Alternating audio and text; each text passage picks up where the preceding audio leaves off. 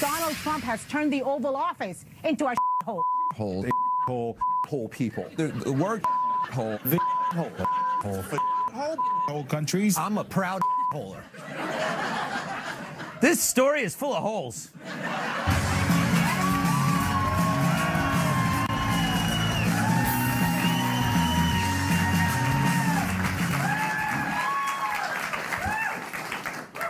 So here I thought this would be the big story of the week. Check out this sexy kangaroo. Look at him. It's a big problem. He's apparently blocking people from a restroom in an Australian national park. Look at him. That is a sexy kangaroo. He's like the Burt Reynolds of kangaroos. Seriously, that pouch must be made of mirrors because I can see myself in it. But then I also thought that this would be the story of the week, too. Sunday, Sunday, Sunday, get ready to be frenemy. As the creators of Man Scouts present the White House Rumble 2 Sloppy Seconds. It's President Trump versus the scruffy sea cow, the gray-skinned goblin, the triple-shirted nightmare, Steve Bannon.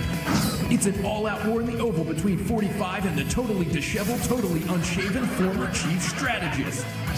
It'll be messier than your teenager's bedroom. And the first 100 viewers receive a free temporary job at the White House. So get your act together before the globalists get their grubby hands on this one. It's the White House Rumble 2 Sloppy Seconds.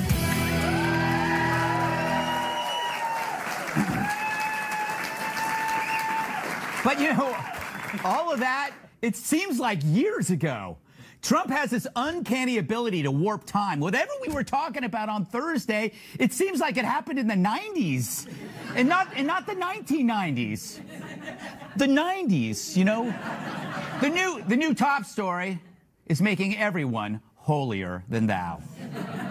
For him to claim that all the countries of Africa are holes is woefully ignorant.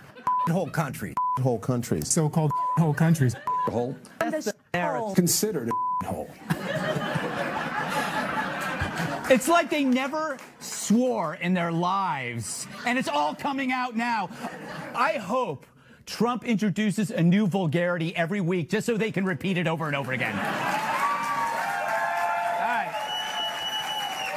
They're applauding that. But it's not like they've ever used that word or intent. If you're in the New York media and you're outraged by that word, you are a hypocrite because you use that word all the time, mainly to describe any gym that doesn't have a juice bar or a pub that doesn't serve craft beer or any place that's beneath your standards of comfort and luxury. Now, Trump denies he worded it this way, but come on. Other men in the room say otherwise, which leads me to conclude, what a bunch of tattletales. Anyway, I wish he would clean up his act, but come on, the media is treating this word, which is not a deed, like it's Armageddon. A white honky from Norway can come here, but a black dude from Haiti can't. What does that tell you in an America that in one generation called you a We're no different than we were a generation ago, and we're learning the same lessons that we learned when we called the Chinese man a when we called a man from Guatemala and we called a black man a Did he just say all of that? That's wrong. I think we need something to calm me down.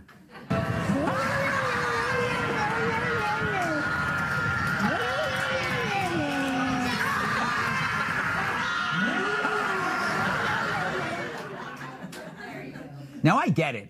Trump's rhetoric makes him a heavy lift. You know what he is? He's that 2-hour drive for 30 minutes at the beach. But when the media turns this into this collective dewy-eyed drama queen, I start to think the drive, it's worth it. Fact is, we have a president who talks like this, and this isn't even the worst thing he's said. But I look at it this way. Who would you rather have operate on your kid? A great doctor who's an Or an incompetent guy who's a charmer. We know what we got. But here's the thing, as long as Trump's actions are good, we'll probably live with a not-so-good rhetoric. But if things start turning south, then who knows? But so far, so good. Remember this. We want to see something happen with DACA. It's been spoken of for years. Fact is, our country was such a mess, nobody even knows what the numbers are. But we'll know what the numbers are. But above all else, any bill we pass must improve jobs, wages, and security for American citizens. The people who elected us, all of us, the people that elected us, we have to take care of them. Now, Trump did so good that he even drew praise from Trump. My performance, if, some of them called it a performance, I consider it work. But got great reviews by everybody other than 2 networks who were phenomenal for about 2 hours. He just graded his own paper and gave himself an A. No, an A's probably not high enough. An AAA. And for CNN, it wasn't just a meeting. It was a gosh darn sausage party. TV sensation of sausage making. That was great. It is great for people to be able to see as Chris calls it, the sausage making spectacle. Before we dig into the dazzling spectacle that we saw yesterday of sausage making. That was like 3 days ago. They were so happy back then. Sausage. But not everyone was on board. Check out this pair of nuts.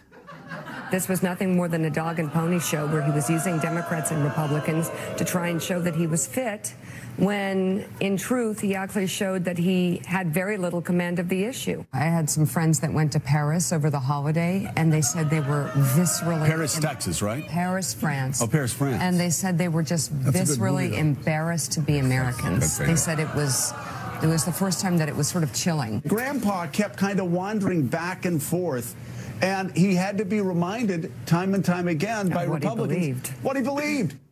I keep trying to figure out how she's able to move that dummy's lips. It's got to be.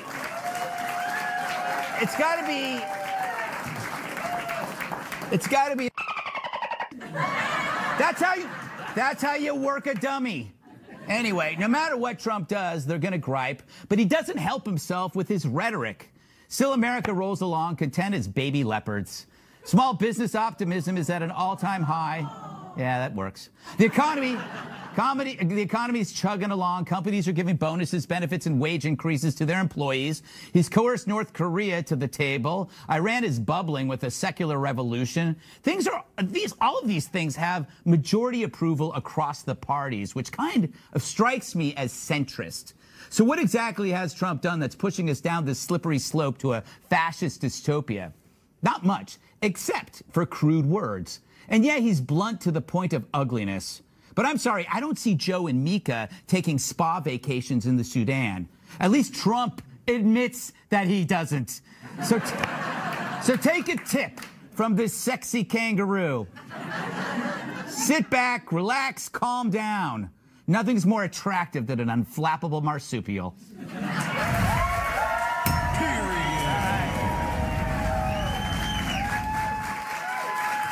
Let's welcome tonight's guest. He's so tough he shaves with barbed wire. Fox and Friends weekend co-host Pete Hegseth.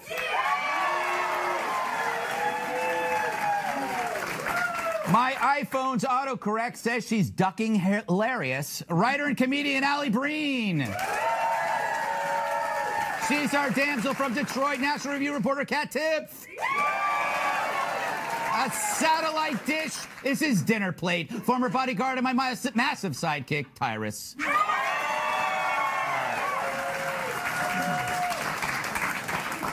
So, Pete, quite a week, huh? Just a little bit. Yeah, what's your take on all this, you know? No, my take is your final take, which is everyone needs to calm down. Mm-hmm. Calm down. No, this president ran on something. He's negotiating it. He used, I don't know, what you call it, salty language. Yes. Listen, I know what I said when I was walking on patrol in Iraq about the neighborhoods I was walking in. It wasn't, wow, this is a wonderful place. It was, wow, this is yeah, you know. Yes. The reality is you can differentiate the people coming from these places from places that are not doing as well as America, you might say. We did have a candidate in the general election that called those who voted for the president deplorable. Is that acceptable? So you're deplorable, you're deplorable, you're deplorable. No, I mean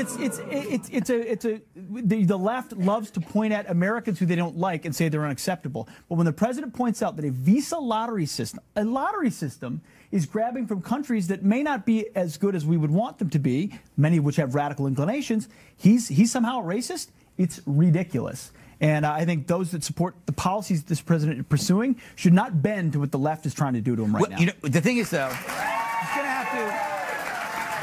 he's going to have to be able to make those two things distinct, that he was talking about a country and not people, and he's got to say that by saying when he moves to merit-based immigration that it will include people from what we would call the whole countries. That's the only way, because if he says if you're from a whole country and you can't come here, then that's racist. So he has to make sure that he says that, look, these whole countries, there are good people from there. I don't want to use the Visa lottery system. I want to use a merit-based immigration system so the good people can get in here. But he's got to say that. I hope he says it soon.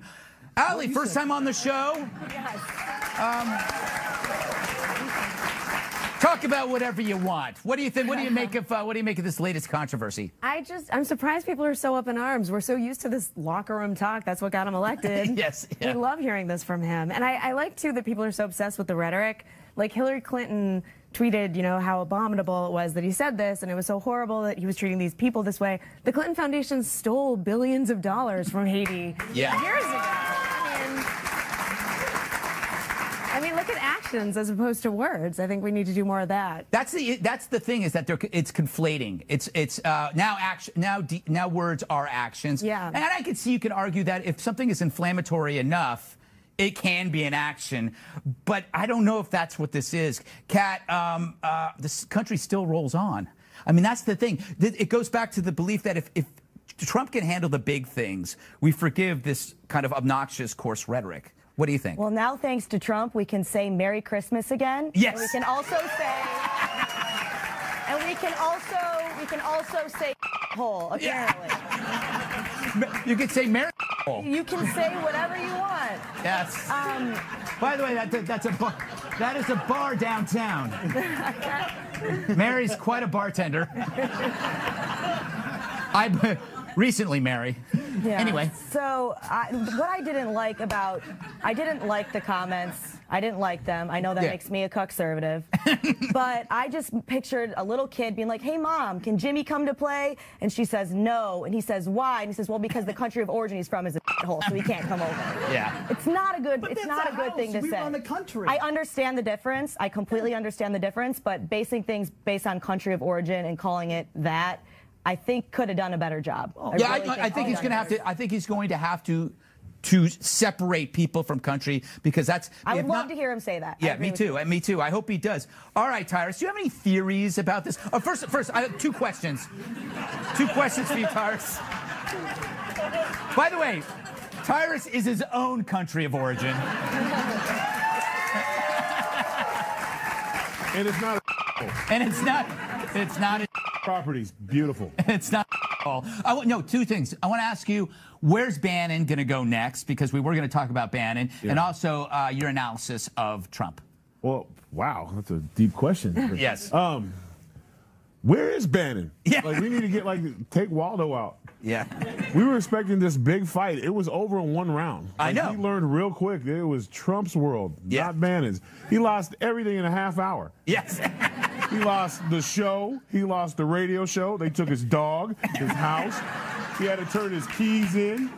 He's literally somewhere in a van down by the river. Yes. And he's not handsome like Chris Farley was, so he is scaring the. He's a. Yes. That's where he's at. And my theory with Trump and his tweets. He's drinking. You think so?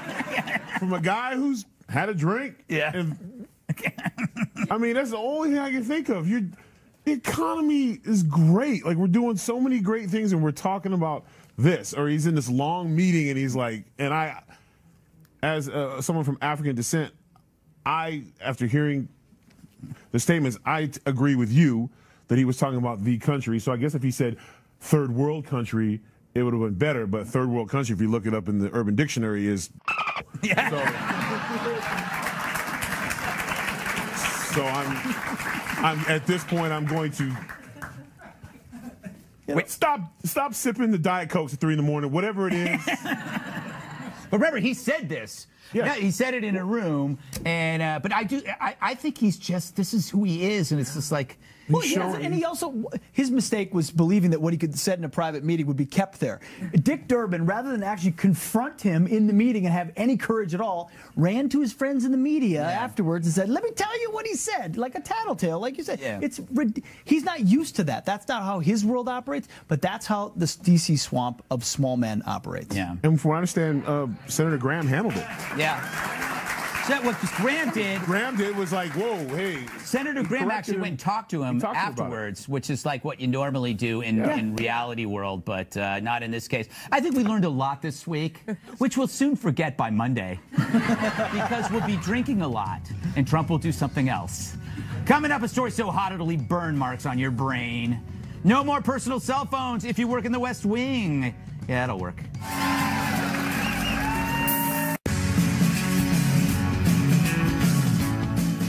They can no longer make calls from within the West Wing walls. According to a memo issued by Chief of Staff John Kelly, personal cell phones will be banned within the West Wing of the White House. The ban intends to protect classified information and to keep staffers from using personal phones for official business, something that historically has caused problems for some people. She always gets applause wherever she goes. But the very clever media is suspicious of the timing and asked Sarah Sanders if that Michael Wolff book had anything to do with John Kelly's new edict. Go ahead. Is the ban a response to the revelations in this book? Absolutely not. That's a ridiculous characterization. Do they really think anyone leaking out info is stupid enough to call from the West Wing, as opposed to, like, I don't know, their house or Starbucks, the bathroom? Anyway, don't worry, media. The leaking probably won't stop, but hopefully the nation's classified information will be more secure, or as secure as this. You want to come in? Oh my gosh, he is nibbling. Oh my God, oh my God, lock the door, lock the door. That was awesome. We couldn't show you the second part of that. It was disgusting, but kind of erotic, I must say. Allie, do you think this is a good idea? Is it going to work? I don't think it'll work. I think it's probably a reasonable idea. I mean, I went to a Kevin Hart show. They took my cell phone at that. So I don't think it is unreasonable to think that you shouldn't have your personal device on you. And everything has a camera or recorder now. Yes. By the way, you can get a piece of fruit that has a camera in it at this point. So I don't think you're going to stop the leaks. Is that so you can spy on people eating fruit? That's very strange. Or why is this piece of fruit in the shower? There's a piece of fruit by the toilets. What's that doing there? I don't know. What a cat! This would ruin your life, wouldn't it? If they forced you to took your phone, you'd die right there. My phone is my best friend. Oh, they say. I do it at my house, though. I make people leave their phones at the door. What? I invite people over to pay attention to me. Oh, I see. Yeah. It's called validation, Greg. Yes, that's true. It's kind of like your little pet. Yes. Anyway, Tyrus. Yo. Remember when we didn't have this problem, when we didn't have cell phones? Yeah, you know what? I think it's the greatest idea I've ever heard. Yeah. I love it. You're working for one of the greatest, highest, most important jobs in the world. Maybe not have your phone. Mm-hmm. You know, so I think Kelly did a great job by saying not have phones. And if I was working there, it's a tremendous excuse for me not to be bothered. Sorry, I got to turn my phone in for the next 12 hours, so you can't bother me. I mean, I can't wait till I'm retired because I'm going to have a rotary phone. So if you don't catch my ass between 10 in the morning or 5 in the afternoon, you ain't catching me. So what you're saying is this is really good for married men. Yeah, it's you can't good for contact anybody me. who doesn't want to be on the phone. Go, what are you doing? Working. What are you working on? Stuff. Why aren't you? So are you thinking about me? Yes. You didn't respond fast enough. Sorry. Yeah. Sorry about that. Yeah. Okay. Yes. But that's the only thing it's good for. Like Deep Throat didn't have an iPhone, and that still got through. That's true. Yeah. He did that in a parking garage. It's true. A lot of happens in a parking garage. I knew he couldn't. I knew you couldn't resist that. I'm sorry. Yeah, you just. Hey, look, after Trump, you could say anything.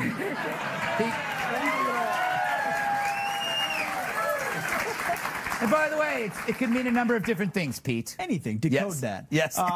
He is not just John Kelly. He is General John Kelly in the military. We have something called operational security, otherwise known as OPSEC.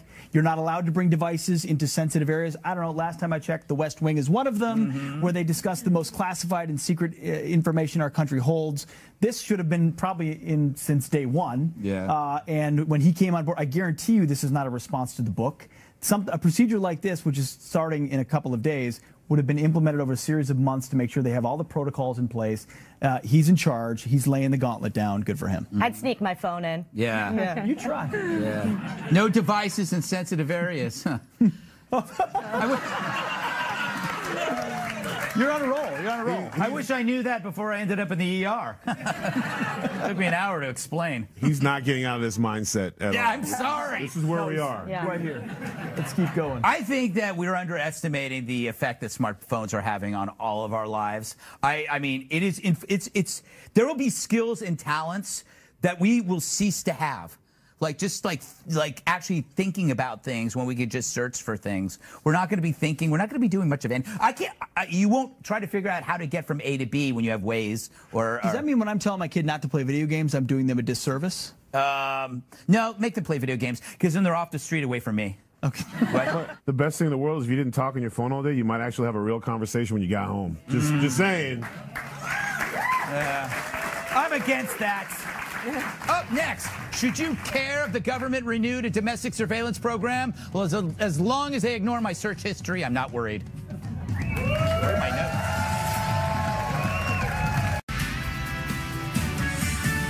Live from America's News headquarters, I'm Alicia Acuna. Chaos, panic, and fear reigned in Hawaii for nearly 40 minutes. That's after a false alarm warning residents of a ballistic missile threat. The warning was blasted on television, radio, and cell phones. Some terrified residents even abandoned their cars on highways seeking shelter.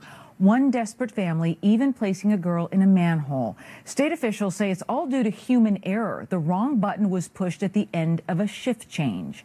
Chelsea Manning is preparing for a Senate run in Maryland. The whistleblower and transgender activist has filed election paperwork. She's set to challenge fellow Democrat Senator Ben Cardin.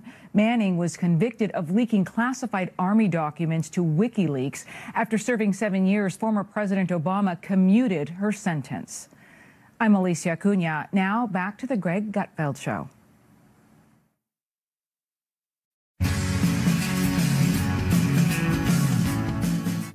I'm not going to lie. I love to spy. I'd spy on you if I could. And maybe I am right now. Close your robe, Bob in Waco. Open yours, Steve in Omaha. So I'm thrilled that last week the House renewed the controversial FISA program that allows the government to collect foreign intel on potential terror threats. However, a warrant and probable cause are required for collections on Americans, which so many people seem to forget mentioning in the media, or shall I say mainstream media. The legislation now goes to the Senate.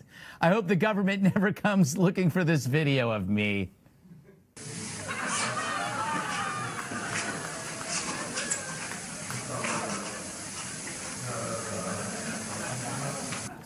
I was in such better shape back then.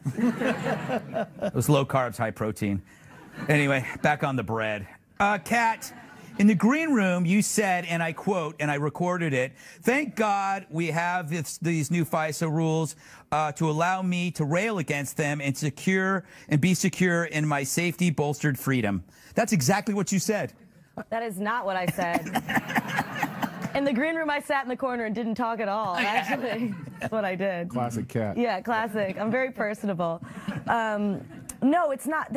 There's really no protections for Americans in this. There really isn't. And really? if you end up talking to I understand that if you're a foreign contact, you don't have constitutional rights. But if you're someone who's talking to one of those people and you're wrapped up in it, they don't have to get a warrant. to get your information, and then you can get in trouble for something completely different. And also, the Constitution says this isn't allowed. Oh, okay, Judge Napolitano. It's not in the Constitution.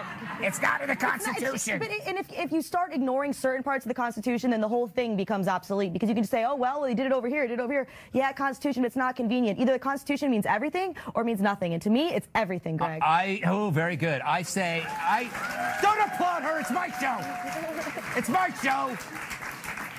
It's not all or nothing. You can pick a party. Constitution, let's face it, overrated. You know, I mean, there's a lot of stuff in there that you could probably. Anyway, Pete, refute everything she said. I'm with you. I want to spy on everyone and anyone who is not an American with every means possible.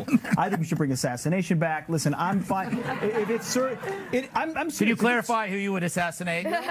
No, I won't. Because I want to keep people on their toes. All right. I would never give away my playbook. Yes. I think America should do whatever it needs to do to maintain its position in the world. But I'm with Kat on the Constitution thing. I think if you are an American citizen, you should have the rights afforded to you. And I didn't used to have that view, but you see what the abuses that have been used by people in power.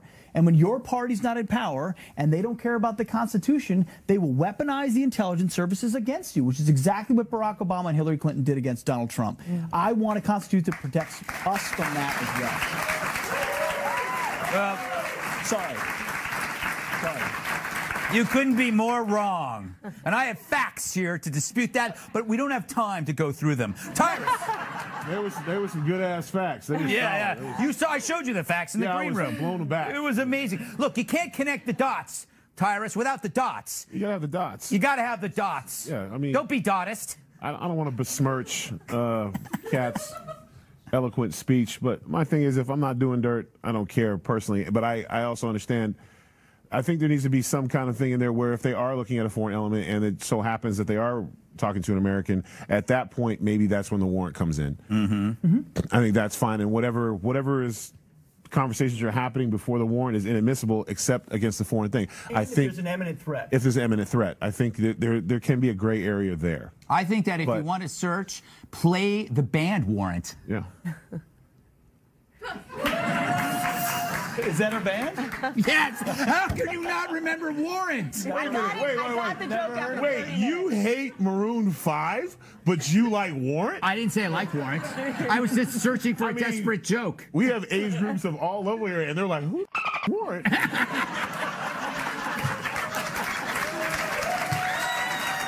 They had one song, Cherry Pie. Right? They had one song, Cherry Pie. That was it. And it wasn't even very good. Do they? Allie, save me from myself. I'm with Kat on this one because I think it also is a great argument. I mean, and I'm with Pete too. It's like spy on all the foreign operatives, do all that. Once you're in America, you're protected by the Constitution. But what if Americans are terrorists? But it's a great way to really protect the borders that way. If we're saying once you're in America, you're safe, we really have to protect the borders to say, hey, we're going to spy on you here really closely to make sure you don't get in if you're doing anything wrong. I see what you're doing. So use it for that. You're marrying that issue to this issue. I could go with that, but I want both. I want to spy on everybody and also have a strong border because I'm a weirdo. All right. I agree. Coming up, Uncle Sam wants you to put down the funnel cake while the Army is having a hard time finding fit recruits. That's next.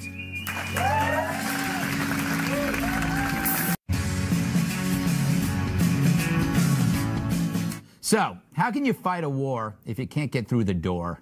According to a new study, Army recruits from the South are less fit than from other parts of the country, making them more likely to get injured.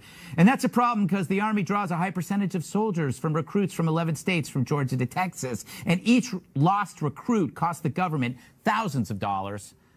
Meanwhile, in other military-related news, the 9/11 plotters, including alleged mastermind and lover of giant neck T-shirts, Khalid Sheikh Mohammed, are accusing Gitmo prison guards of sexual harassment for conducting groin searches instead of using body scanners.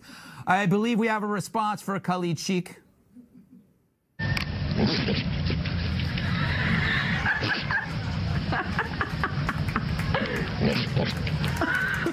Apparently, we were able to locate one of his exes. Hey, so, Tyrus, I'm sorry. What, that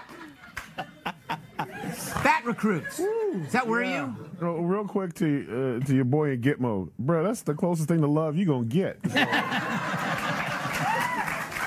You might want to ask for them searches more often. Yeah. Excuse me, I might be hiding something, sir. But I actually have issue with the fat recruit thing. Right. Because I remember when I was in high school, the Army guys would come down and recruit. They would have you go to class. You would train before you got there, and and the guys that stuck it out, they got a chance to go. The guys who didn't had to keep doing those things till they you got to lose 30 pounds. You got to lose this or whatever. And the guys who wanted it, they did it. Yeah. So if you got guys that are out of shape, get them in the shape. The thing about being out of shape is you can get into shape. Right. So unless you're me, get them in shape. You know what I'm saying? Like, it's basic training. It sucks. You might get hurt. Understand that. But that's part of it. You're not going to you're getting young men who need guidance, who need to learn things. So don't condemn them for having being out of shape. Give them the tools to get in shape because they want to defend our country. So give them the opportunities to do so. That's a good point. Oh, you know who I blame? I blame the government for these people being overweight because we fed this lie called the nutrition pyramid, which told them they had to eat like 10 slices of bread and this much protein, but this much carbohydrates. No wonder everybody's shaped like a pyramid. I don't know. Have you been to the South? Their food is amazing. I know. They have like fried Twinkies on burgers. Yes. That's on the lighter fare of the menu. Yes, that's true. That's true. But I mean, it must just mean part of the South because, like, from what I've seen, the SEC is dominating college football right now. Those guys are in some amazing shape. Yeah, that is true. That is true. And I've never been to one of their locker rooms, I'll have you know. Kat, thoughts? I don't like talking like this because then that's how the government imposes laws on nutrition and says that I can't drink my body weight in Slurpee and says that I can't eat a soft pretzel in the bathtub at nighttime. You know, that kind of stuff, which is fun stuff to do. The Constitution doesn't say that we need to be protected from high fructose corn syrup. So they can just leave us alone. Pete? You're an Army veteran, right? Or are you Air Force? Army. Army. Do not offend me. I'm sorry. I knew that it would. All right. I have a theory, and I want to present it to you. Okay. I think technology is going to make physical requirements way more lax and less important because we're evolving, and so is our way of killing. You don't have to look like Pete Hegseth if you're in a secluded military installation in Montana pushing buttons and directing drones and killer robots who have 1,000 times the strength as a human being. You don't have to be an MMA expert anymore if your robots are just massive killing machines. This